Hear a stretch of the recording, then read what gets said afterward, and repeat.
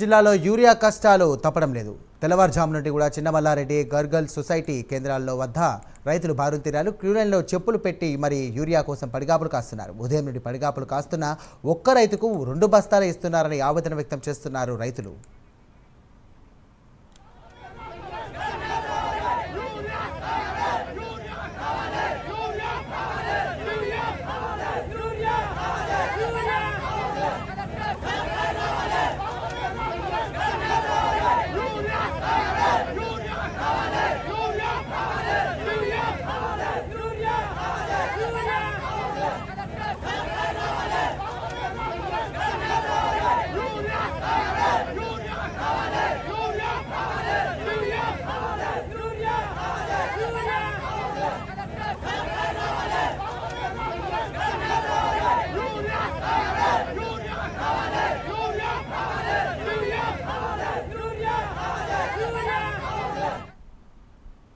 కామారెడ్డి జిల్లాలో యూరియా కష్టాలు తప్పడం లేదు. తెల్లవారుజాము నుండి కూడా చిన్నమల్లారెడ్డి గర్గుల్ సొసైటీ కేంద్రాల వద్ద రైతులు బారుతీరారు. క్యూలైన్లో చెప్పులు పెట్టి మరి యూరియా కోసం పడిగాపులు కాస్తున్నారు. ఉదయం నుండి పడిగాపులు కాస్తున్న ఒక్కో రైతుకు 2 బస్తాలే ఇస్తున్నారని ఆవేదన వ్యక్తం చేస్తున్నారు రైతులు.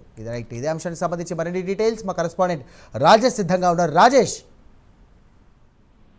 సాయి, కామారెడ్డి జిల్లాలో యూరియా కొరత చాలా ఉంది. గత కొన్ని రోజులుగా యూరియా కష్టాలు అయితే తప్పడం లేదని చెప్పవచ్చు. అయితే సొసైటీల వద్ద ఏ సొసైటీ వద్ద చూసినా గానీ బారులు తీరినటువంటి రైతులు ఉంటున్న పరిస్థితి ఉంది. ఉదయం అంటే తెల్లవారుజామున అంటే 12-1 గంటల నుంచి కూడా ఇటు లైన్ లో ఉన్నప్పటికీ కూడా లైన్ దొరకడం లేదని చెప్పేసి రైతులు వాపోతున్న పరిస్థితి. ఈ యూరియా కోసం క్యూ లైన్ లో చెప్పులు పెట్టిన రైతులు అటు పక్కన కూర్చున్న పరిస్థితి. వారికి అంటే తాగడానికి నీరు లేవు, ఎండ కూడా కొట్టడంతో చాలా ఇబ్బందులు పడుతున్నామని చెప్పేసి రైతులు చెప్తా ఉన్నారు. అయితే కామారెడ్డి శివార్లోని సిరిసిల్ల రోడ్లో ఇటు రైతులు అయితే ఆందోళన చేశారు, ధర్నా రాస్తారోకో చేసిన పరిస్థితి. పోలీసులు వారిని సంధానించే ప్రయత్నం చేశారు. అదేవిధంగా చిన్నమల్లారెడ్డి అదేవిధంగా గర్గుల్ సొసైటీల వద్ద ఇటు భారీగా రైతులు తరలి వచ్చారు. రాత్రి 2 లారీలు వచ్చాయని విషయం తెలుసుకున్న రైతులు తెల్లవారుజామున వచ్చిన పరిస్థితి. అయితే ఒక్కొక్కరికి ఒక సొసైటీలో ఒకటి ఇస్తా ఉన్నారు, ఒక మనిషికి ఒకటి చొప్పున ఒక్కొక్కరికి 2 యూరియా బస్తాలు ఇస్తున్నారు. ఈ విధంగా